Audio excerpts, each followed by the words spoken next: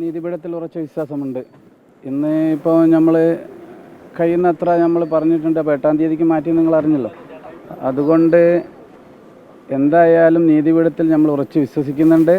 ഇതിൽ രക്ഷിതാക്കളെ പങ്കുണ്ട് എന്നുള്ളത് വ്യക്തമായി വരുന്നുണ്ട്. അപ്പോൾ അവർ നിഷേധിക്കാൻ ശ്രമിക്കുന്നുണ്ട്.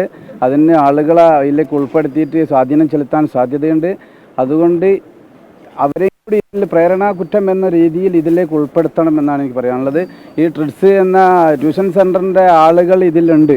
അവർക്കറിയാൻ കഴിയുന്നത് അവർ പ്രവർത്തനം ആരംഭിക്കാൻ വേണ്ടിയിട്ട് ഇത് കൊടുത്തിട്ടുണ്ട്, അതായത് അടുത്ത ബാച്ചിലേക്കുള്ളതെന്നുള്ളത്. പക്ഷേ അവർ വരെ ഇതിൽ അറിയുന്ന ആളുകളാണ്, ഇതിൽ ഉൾപ്പെട്ട ആളുകളാണ്. അതുകൊണ്ട് നീതിപീഠത്തിൽ ഉറച്ച വിശ്വാസമുണ്ട്. അതുകൊണ്ട് നീതി കിട്ടുമെന്നുള്ള, അതായത് അവർക്ക് നമ്മൾക്ക് നീതി കിട്ടുമെന്നുള്ള ഉറപ്പാണ്. അവർക്ക് ജാമ്യം കിട്ടില്ല എന്നുള്ളൊരു ഉറച്ച വിശ്വാസം നമ്മൾക്കുണ്ട്.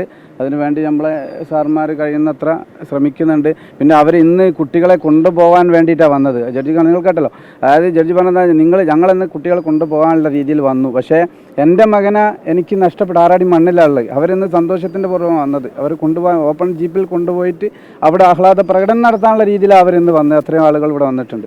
അതൊക്കെ നമുക്ക് സഹിക്കാൻ പറ്റാത്ത ഒരു നിമിഷമാണ് ഇന്നിപ്പോൾ നടന്നു പോകുന്നത്.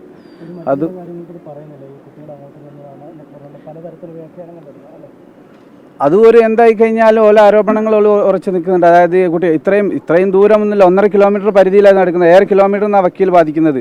അതായത് താമരശ്ശേരി ഹൈസ്കൂളും ഈ പറഞ്ഞ ഈ സംഭവം നടന്ന സ്ഥലവുമായിട്ട് 1.5 കിലോമീറ്ററുമായിട്ട് അതിൻ്റെ ചുറ്റളവിൽ ഞാൻ താമസിക്കുന്നത്. അപ്പോൾ 1.5 കിലോമീറ്റർ എങ്ങനെ ആകുക? അവൻ്റെ സഹപാഠികൾ താമരശ്ശേരി ഉണ്ട്, അവിടത്തേക്ക് ചെന്നല്ലേ. അതുകൊണ്ടാണല്ലോ ഇത് ഈ പ്ലാൻ ചെയ്തിട്ടുള്ള ഒരു പരിപാടി ആയതുകൊണ്ട് ഇവർ നിഷേധിക്കാൻ നോക്കുകയാണ് വക്കീലിനെ വെച്ചിട്ട്. പ്രഗത്ഭമായ വക്കീലാണ് അവർക്കുള്ളത്. ഒരു കാരണവശാലും അവർ ജാമ്യം അർഹിക്കുന്നില്ല എന്നാണ് ഞങ്ങളിന്ന് കോടതിയിൽ വാദിച്ചത്.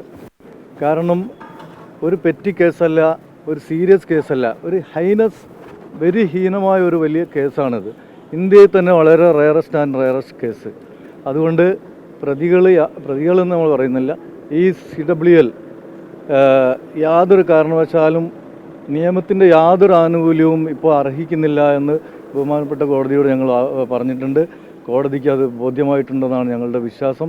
ജാമ്യാപേക്ഷ തള്ളുമെന്ന് ഞങ്ങൾക്ക് വ്യക്തമായ ബോധ്യമുണ്ട് എന്നാണ് ഞങ്ങളുടെ വിശ്വാസം.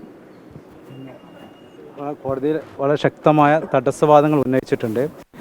അതായത് CCL കുറ്റവാളികളാണെങ്കിൽ പോലും അവർക്ക് നിയമത്തിൻ്റെ പരിരക്ഷ 100% നൽകാൻ സാധ്യത ഇല്ല. ഒരു ക്രിമിനൽ ജസ്റ്റിസ് സിസ്റ്റം ഡിഫീറ്റ് ചെയ്യുന്ന ഒരു അവർക്ക് ജാമ്യം നിഷേധിക്കാൻ കോടതിയിൽ നിയമത്തിൽ വകുപ്പുകളുണ്ട്. ഇവർക്ക് വീണ്ടും കോടതി ജാമ്യം കൊടുത്ത് അസോസിയേറ്റ് ചെയ്ത് വീണ്ടും പ്രശ്നങ്ങളും മറ്റു കാര്യങ്ങളും ഉണ്ടാവാനുള്ള സാധ്യത ഉള്ളതുകൊണ്ടും അവർക്ക് അവരുടെ ജാമ്യം നിഷേധിക്കാൻ കോടതിക്ക് അധികാരമുണ്ട്. ഈ കാര്യം കോടതിയുടെ ശ്രദ്ധയപ്പെടുത്തിയിട്ടുണ്ട്. ഇതേ വിഷയം തന്നെയാണ് നിർഭയ കേസ് ബഹുമാനപ്പെട്ട സുപ്രീം കോടതി വിലയിരുത്തിയിട്ടുള്ളത്.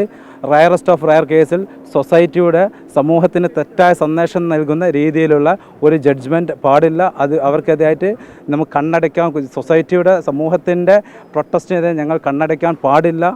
ഇതൊരു ഐ ഓപ്പണർ ആവണം എന്നുള്ള വ്യക്തമായ ഒരു കണ്ടെത്തലാണ് സുപ്രീം കോടതി ഇത്തരം റയറസ്റ്റ് കേസുകൾ നടത്തിയിട്ടുള്ളത്.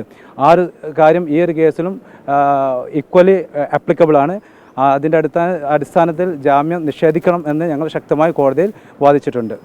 കേരളം മുഴുവനും, ഇന്ത്യയിൽ മുഴുവനും, ലോകത്തുള്ള എല്ലാ മലയാളികളും വളരെ ശ്രദ്ധയോടെ വീക്ഷിക്കുന്ന ഒരു കേസാണിത്. കാരണം കേരളത്തിലെ അമ്മമാർ, വിദ്യാർത്ഥികൾ, നമ്മുടെ കേരള സമൂഹം മുഴുവൻ നീതി